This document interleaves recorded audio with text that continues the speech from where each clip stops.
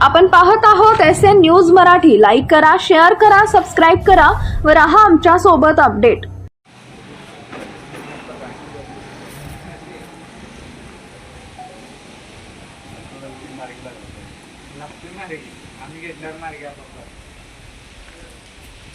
आपण सगळेजण एक झाल्यावर अडचण काय अडचण येणार नाही। असं एकमेकांना दाखव काय होतंय ते क्षणाला हेच घ्यावं रिअल केलेलं हे आपण असं नाही की आपण अर्ज दिला बरोबर आपल्याला न्याय भेटला पाहिजे तर काय राहत बघावं आपल्याला न्याय भेटला पाहिजे आपल्याला लढावं लागेल। मी योगेश तानाजी गोटोगडे राहणार गिरडी या गावचा रहिवासी असून माझा रस्त्याचा प्रश्न आहे। जत मंगळवेढा रोड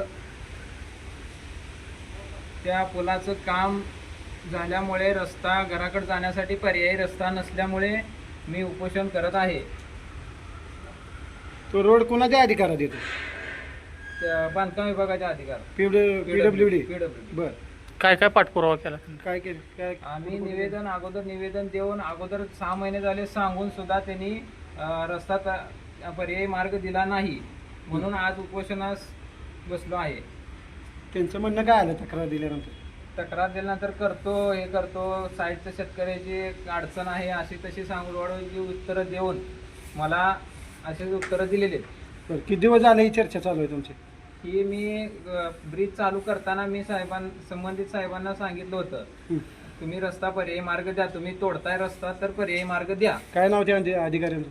त्यांचं मणिकांत सर आहेत, परत अजून पंकज काका आहेत, बर साहेब आहेत कॉन्ट्रॅक्टर, त्यांना सांगितलं होतं त्यांनी म्हणले पर्यायी मार्ग देतो काय दिलेला नाही। काय कारण काय का दिलं नाही? ते संबंधित शेतकरी अगोदर देतो बोलला त्यांना त्यांनीच विचारलं होतं परत तो शेतकरी बदलला नाही म्हणतोय पण त्या क्षेत्र नदीपात्रात येतं तरी सुद्धा तो शेतकरी करू देत नाही, कोणाच्या सांगण्यावरून करू देत नाही। हे चौकशी झाली पाहिजे आणि आम्हाला रस्ता भेटला पाहिजे। आता किती रस्ता तो किती वस्त्यांना मिळतो काय? नाही आमच्या संबंधित 2च घर आहेत तिथं संबंधित आम्ही स्वतः वैयक्तिक रस्ता केला होता बर तेच आमचा तोडला गेला। अधिकाऱ्याशी काय बोलणे झाले का? नाही इथं परत अगोदर पत्र दिलं होतं त्यांनी परत काय येऊन काय हे बघितलं नाही काय नाही डायरेक्ट आम्ही उपोषणाला बसलो। मग एकाच शेतकऱ्याचं तुम्हाला अडवणूक आहे? हा पण ते शेतकऱ्याचा विषयच येत नाही इथं मुळात त्याची जागा पात्रात क्षेत्र आहे बर मुळात तो शेतकरी मुद्दामून अडवणूक करतोय। त्यांनी काय तक्रार दिली का तुमच्याबद्दल? नाही काय सुद्धा नाही। ठीक बोला काय हे या तक्रारीबद्दल काय तुमचं म्हणणं काय? आज गिरडी या गावचा एका शेतकऱ्याच्या मुलाला या सार्वजनिक बांधकाम विभागाच्या समोर उपोषण करावं लागतं कारण हेच सगळ्यात मोठी शोकांतिका आहे। खरं तर हे जे टेंडर आहे टेंडर घेणारी लोक टेंडर सँक्शन करणारी अधिकारी हे अधिकारी आणि टेंडरवाला हे एकमेकांच्या मध्ये आर्थिक दृष्ट्या संगनमत असल्यामुळं गोरगरिबाला न्याय मिळत नाही। आज गोरगरीब हा न्यायासाठी भांडत आहे तडपडीत आहे पण जे सक्षम अधिकारी आहेत हे त्यांना मत असं आहे की रोडच फक्त आमच्यातनं येतोय त्या रोडच्या कडेचा भाग आमच्या भागामध्ये येत नाही, तुम्ही पूल करा नाहीतर तुमच्या बेतानं बघा अशी अधिकाऱ्याची भाषा आहे। सार्वजनिक बांधकाम विभागामध्ये आल्यानंतर ते म्हणतात की तहसील ऑफिसमध्ये जावा महसूलचा विषय आहे। या अधिकाऱ्यांना घेऊन तहसील ऑफिसमध्ये गेलो तर बाळूताई भागवत मॅडम म्हणतात की आमचा विषय नाही, PWD विभागाकडे हा विभाग आहे। म्हणजे सामान्य शेतकऱ्यांना जायचं कुठं? त्यांनी बिझनेस आणि धंदा करायचा का नाही? अगोदर हा दुष्काळ त्याच्यात दूध डेऱ्यांची ही अवस्था सगळा भेसळ त्याच्यानंतर PWD विभागामध्ये भ्रष्टाचारात भेसळ अधिकारी त्या टेंडरदाराला मॅनेज टेंडरदार अधिकाऱ्यांना पैसा देऊन मॅनेज म्हणजे ही सिस्टम चालली आहे कुठं?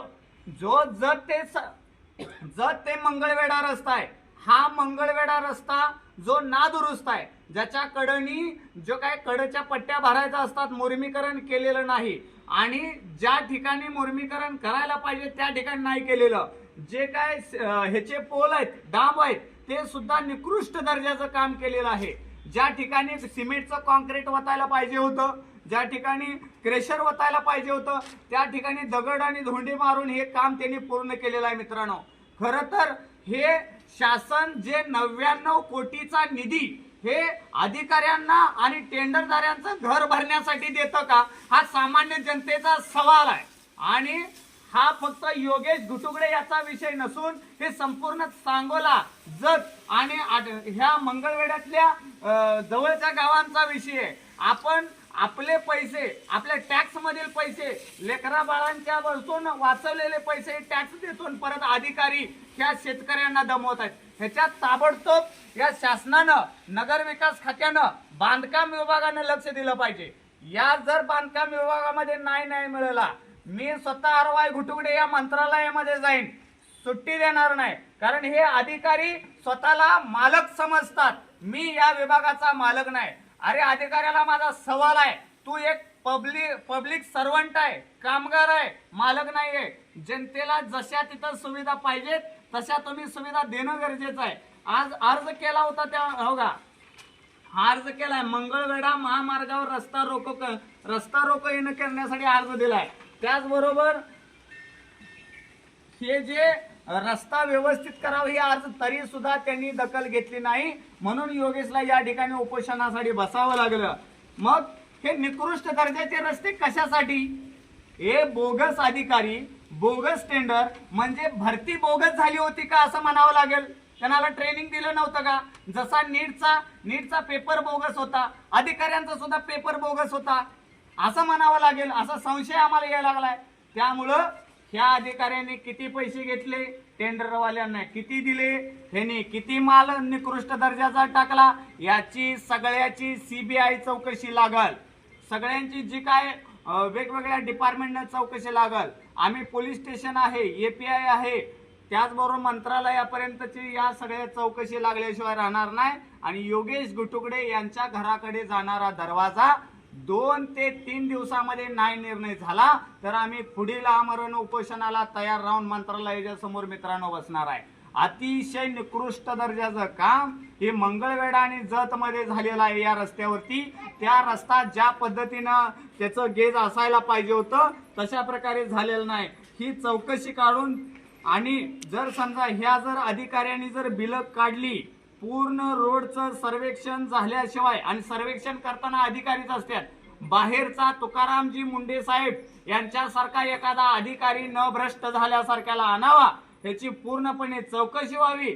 अधिकाऱ्यांनी त्या टेंडरदाराची अजिबात बिलं काढू नये. पूर्णपणे या कडच्या सगळ्या शेतकऱ्यांच्या सह्या पाहिजेत.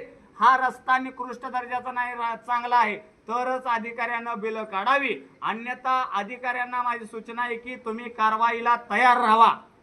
धन्यवाद. प्रामुख्यानं कुणावर आरोप असेल आपला?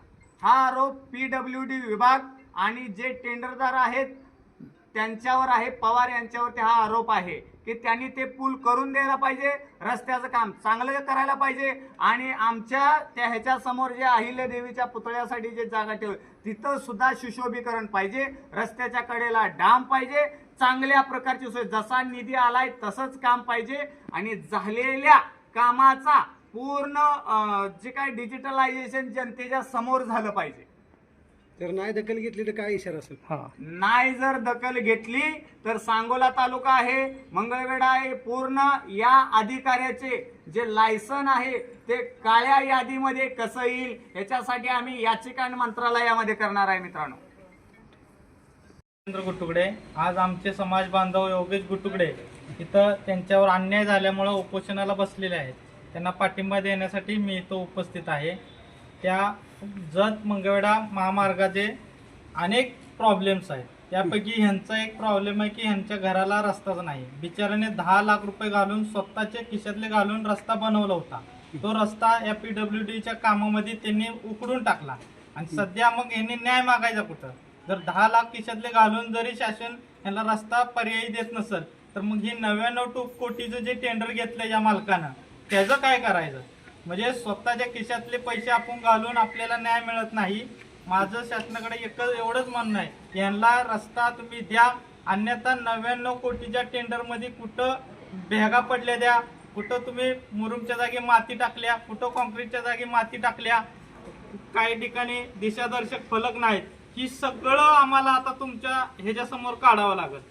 आणि ज्या ज्या लोकांची कामं झालेली नाहीत, रस्त्याचे प्रॉब्लेमच्या बाजूची लोक आहेत, ते काहींचं जायसाठी तिथं हे नाही गावामध्ये, तर ह्याचा प्रॉब्लेम सॉल्व्ह करा. अन्यथा मग NOC ही अधिकाऱ्यांनी त्यांना नाही द्यायला पाहिजे, त्यांची बिलं तटवली पाहिजे. ज्यावेळेस ह्यांची कामं होतील त्यावेळेसच त्यांचं बिल पास केलं पाहिजे. आणि जर बिल पास केलं तर अधिकाऱ्याला आम्ही जबाबदार धरणार आहे. त्यामुळं मी प्रामाणिकपणे सांगतो, जोपर्यंत ह्यांचं काम होत नाही तोपर्यंत त्या कॉन्ट्रॅक्टदाराचं 99 कोटीचं बिल पास होऊ नये. धन्यवाद.